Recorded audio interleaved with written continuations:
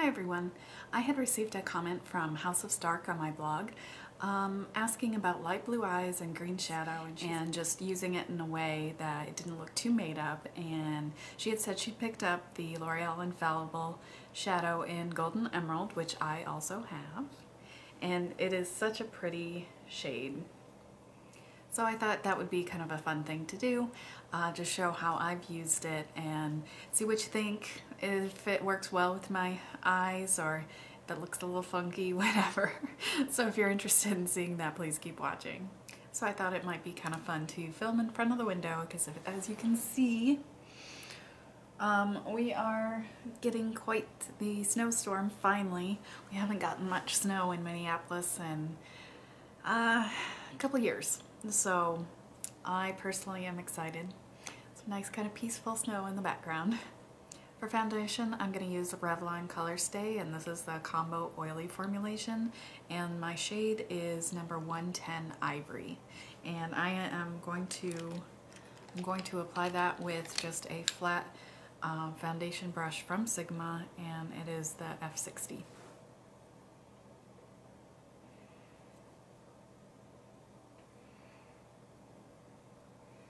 I have to say, using ColorStay reminds me,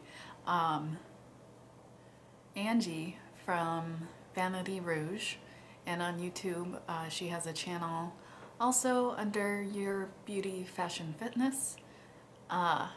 She said that Revlon ColorStay, to her, smells like meat, I think, raw meat. Was it ColorStay? I know it was something. Oh, that cracked me up. To me it smells kind of like flowery paint.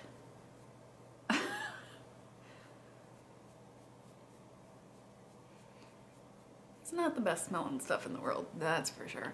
And I've also found that a lot of long wear foundations have that same kind of funky smell. I'm gonna go ahead and do my brows, and I am using Anastasia's Brow Wiz in medium ash. And can I tell you how much I hate doing my brows? But I need something, otherwise they're kind of invisible.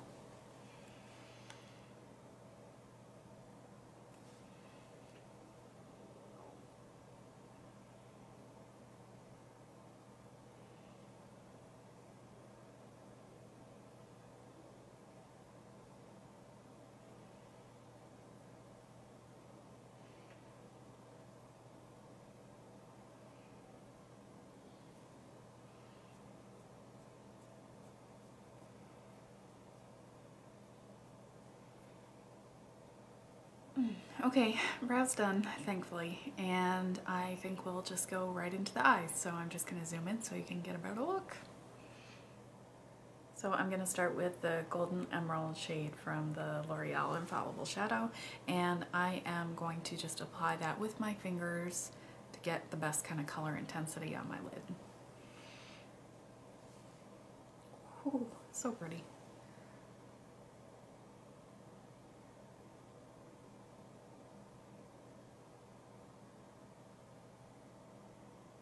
Now she had mentioned, you know, using this without it looking too made up, but I'm afraid I am going to be using it in a rather intense way, but it's just the shade is pretty bold, so.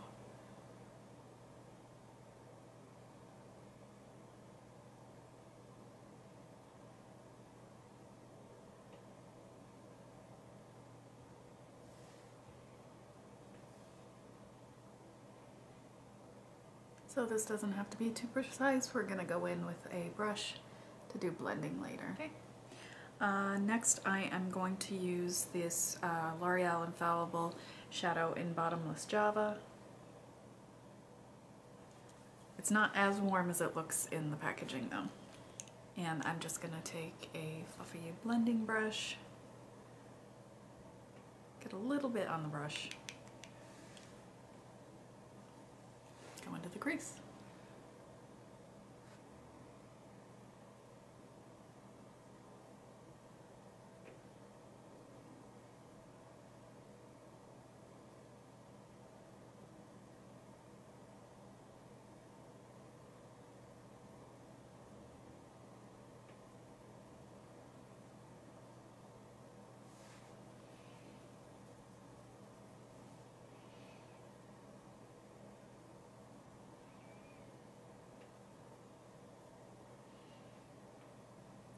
To tone down the shadow up near my eyebrow, I'm going to use this Revlon matte shadow in Peach Sorbet with the same fluffy blending brush. Whoa. That was a little more powdery than I expected. I have another one of these in Vintage Lace, and it is harder. It's not nearly as soft. And under at my lower lash line, I'm going to use from this Estee Lauder Deluxe All Over Face Compact. It was a purchase with purchase, I think, from last year. I'm going to use Bronze Goddess, this one. It says it's matte, but it has a little bit of a sparkle, but it's not like super shimmery bronze.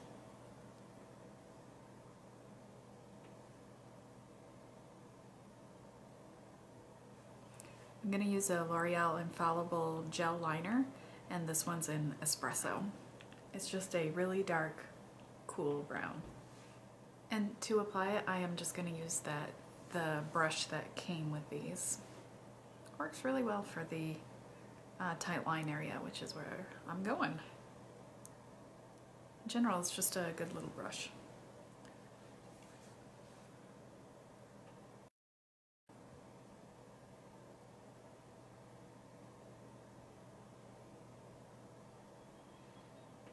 And a tip I've mentioned before is if you have difficulties with your eyes kind of flinching while you do this, make sure you don't have your brush right in front of your pupil, because for me personally, if my brush is right in front of my pupil, I will kind of flinch and get liner up on my lid and poke myself and whatever. So I try to just make sure that I'm looking away to where my brush is. So it's just kind of that center area that can be a little tricky. CoverGirl LashBlast Volume, and this is just from the Olympics packaging. Not a huge fan of this mascara, but I got a buy one get one free coupon, and I bought it.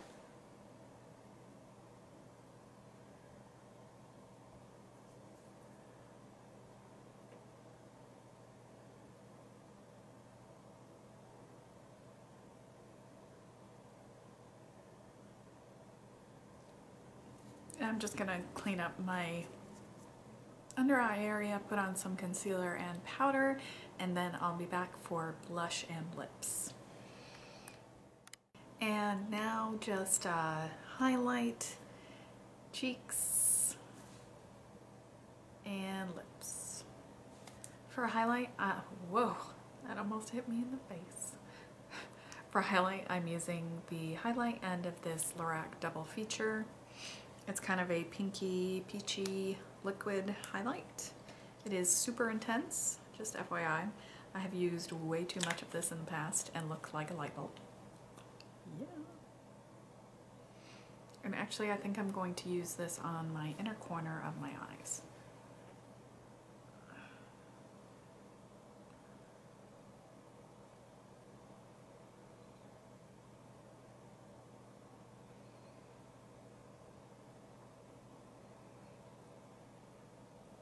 Just to add a little brightness and light reflection. And a little on my tops of the cheekbone.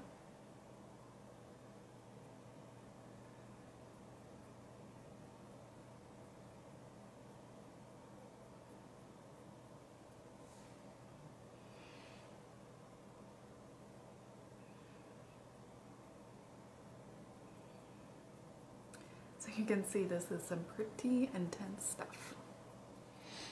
On my cheeks, I'm going to use this same palette and use this color, which is Nude Rose, which is fairly kind of neutral rose, perhaps. I just don't want anything that's too pink.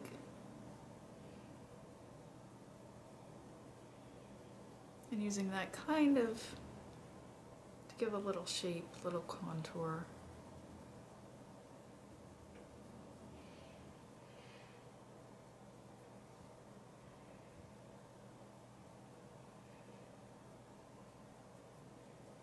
And a little color at the front of the cheeks.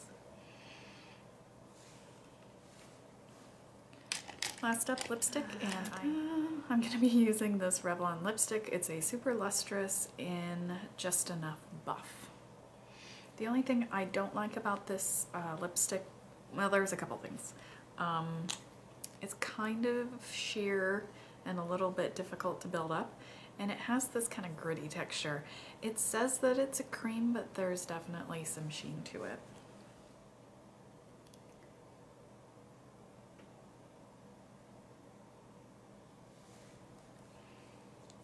So that is my finished look using the L'Oreal Infallible Shadow in Golden Emerald.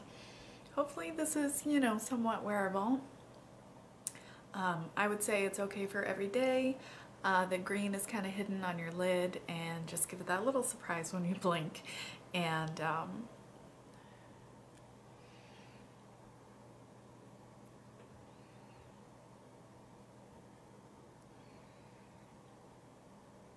so you let me know how you think it looks with my blue/blue-green eyes. And yeah, let me know what you think in the comments, and if you have used Golden Emerald before, how you like to use it, maybe some tips on making it a little bit even more wearable than this. And strange noises.